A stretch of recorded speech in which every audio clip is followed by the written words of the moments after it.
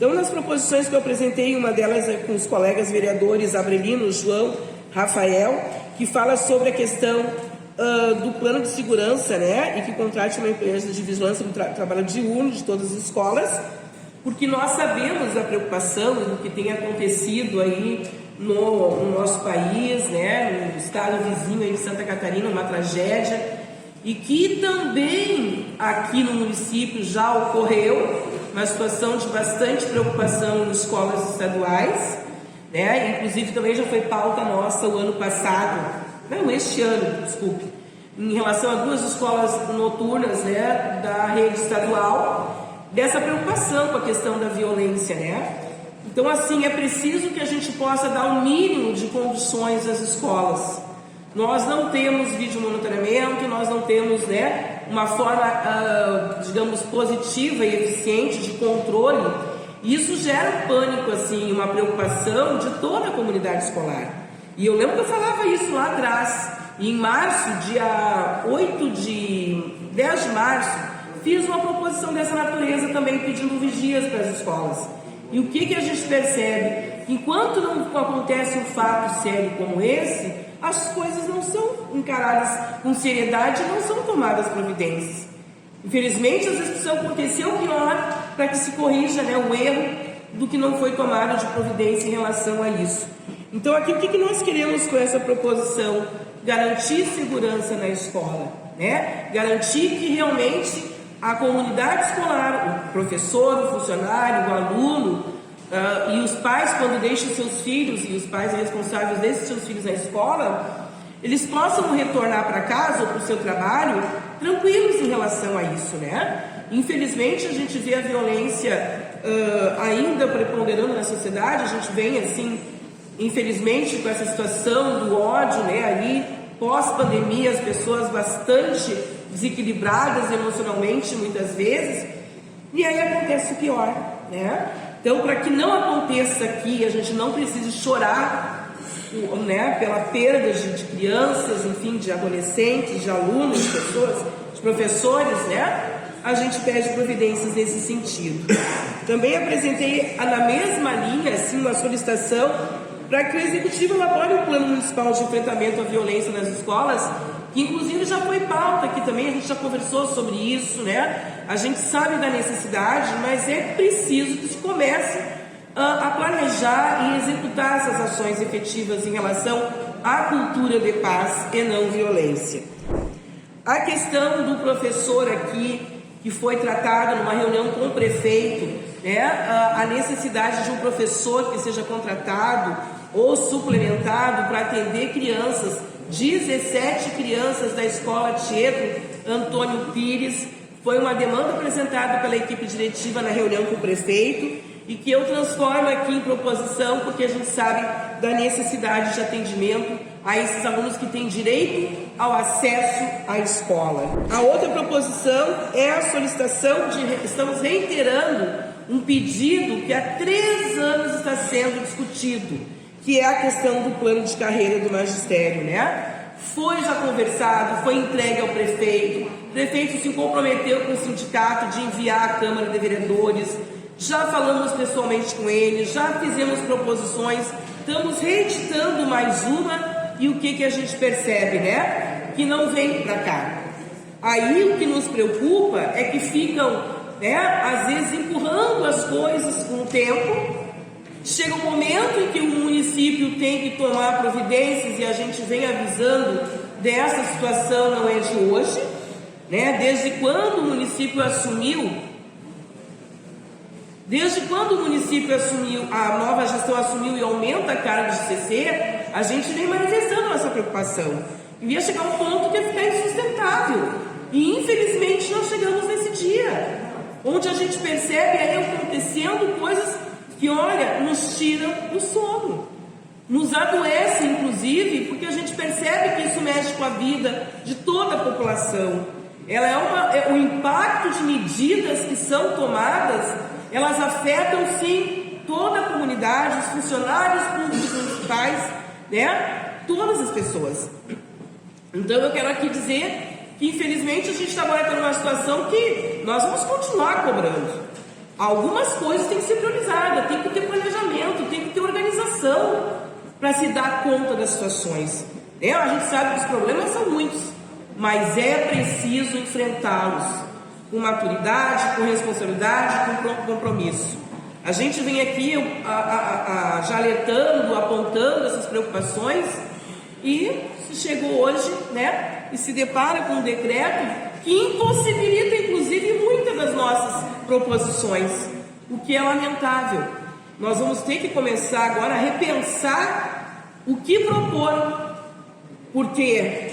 Porque muitas limitações estão aqui. O decreto que foi hoje, emitido pelo prefeito e que tem muitas implicações. E as pessoas vão ter que esperar. Esperar até quando? É a pergunta que eu faço. Até quando? Aqui, em relação ao plano do magistério, faz 3 anos que nós estamos esperando. Vamos esperar mais quanto tempo?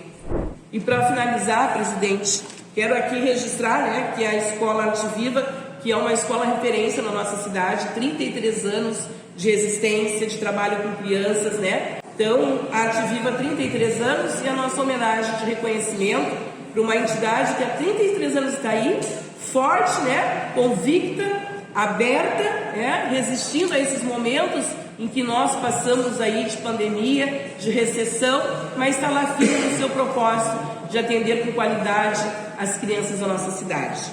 O que nós vimos até agora, neste governo, eu vou aqui tratar os problemas porque a gente precisa conversar sobre eles, um festival de diárias, uma falta de organização, uma reforma administrativa que está aí no que deu agora para nós nos depararmos. Um descontrole total, falta de planejamento e organização. E aí, eu quero só questionar o seguinte: se algumas áreas essenciais já estavam com problemas, imaginem agora. Imaginem agora. Saúde, educação, assistência social, várias áreas. Não teremos mais cultura na cidade, esporte, enfim. O que eu quero trazer, tu olha a gravidade da situação que o nosso município se encontra, e isso é gestão, sim. Eu espero que o prefeito, quando for assinar as coisas, leia para depois não dizer que não sabe, que não sabia. Porque não dá para a gente usar o discurso de que nada sabia, não sabia que chegaria nesse ponto, porque a gente está aqui contribuindo e avisando que isso aconteceria. Eu quero dizer, algumas coisas me parecem amadorismo. É grave, é muito sério, gente. Nós não estamos aqui para concordar com tudo, e nós temos que questionar e temos que falar, sim. Eu vejo em várias situações uma sucessão de erros após erros, e a gente se envergonha, sim, porque sobra para nós que estamos aqui e às vezes somos colocados contra as entidades, a população. E aí já aviso o vereador Douglas, se não pode, que já retirem de pauta o projeto que está na casa, que prevê a parceria público-privada, que é as terceirizações da saúde. Então já retirem esse projeto de pauta. Ou é tudo um faz de conta. Tem que ter organização, tem que ter planejamento. A gente pode alterar o planejamento? Pode. Mas não pode acontecer o que a gente está vendo aí dia após dia, erro após erro. Eu passei todo o final de semana do feriadão envolvida com questões onde a gente vê a omissão do poder público, quando a gente atende mulher vítima de violência, quando a gente atende idosa que também foi vítima de violência, idoso, quando a gente vê que nada funciona no final de semana. Isso é muito sério. Nós precisamos ter políticas públicas que garantam mesmo a vida das pessoas. As pessoas precisam ser prioridades. Mas quando eu falo em pessoa, não é empregar a família toda. Não. Não é achar que as pessoas viajando vão estar bem, Não. Olha só o que aconteceu. Estamos aí numa situação caótica, crítica, que vai comprometer, porque não vai ter, por enquanto, e tomara que seja por pouco tempo, não vai ter licença-prêmio, não vai ter alteração da estrutura de plano de carreira que seja, não vai ter concurso público que a gente pede tanto, não vai ter abono permanência, nem realização de concurso público que eu acabei falando aqui. Tu olha a situação que nós chegamos, precisando fazer concurso para várias áreas e não vai ser feito. E daqui a pouco não vai ser feito porque o ano que vem é eleitoral. Então vejam bem a gravidade da situação que nós nos encontramos. Eu fico indignada, eu fico triste, eu fico revoltada, porque nós avisamos e tentamos contribuir, mas somos vistos às vezes como só sendo de oposição. Mas eu continuo convicta de que nós estamos aqui apontando erros para que sejam consertados, para que sejam revistos, para que não se precise chegar aonde nós chegamos hoje. Então, de fato, senhor presidente, eu quero aqui só concluir a minha fala dizendo que as pessoas não podem pagar o preço pelo um erro de uma administração que não se organiza, que não planeja, que não respeita a população, porque vai sim refletir e impactar em áreas importantes. E eu destaco aqui educação e saúde, né? Nada é tão ruim que não possa piorar, e está piorando. Boa noite, presidente.